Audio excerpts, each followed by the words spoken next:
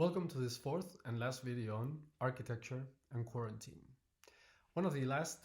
things I would like to talk about are some projects that some of my students have carried out in many of our fieldwork studies to different regions in the world under the master program that I teach, Architecture and Extreme Environments. In that respect, health has come up very often, for example, malaria and its impact on world health and mortality, which is extremely high, and the containment issues that architecture has to deal with regards to both controlling a vector, that is a mosquito that flies and that contains the malaria virus, but also the amount of air that perhaps the netting systems allow and obviously sometimes constrain our comfort. It is a well-known fact that not all the mosquito nets that are being distributed are used. Many often, instead of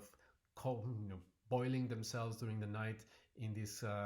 mosquito nets, which don't allow for airflow, are used as fishing systems that then in turn pollute the rivers and the fish themselves. In that case, we had a student, Gabriele, who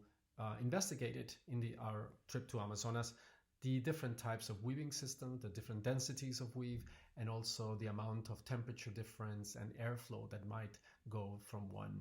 sector of the space to another. And it's interesting to note how different reflections on how the mosquitoes move are also quite important in understanding how architecture can impact. The work of Jacob Knudsen, for example, has been trying to understand the larger scale of the architectural design, the house itself, the accommodation, as a way to try and tackle the vector, understanding its movement and understanding airflows and the way that the domestic rituals happen in these very high temperatures.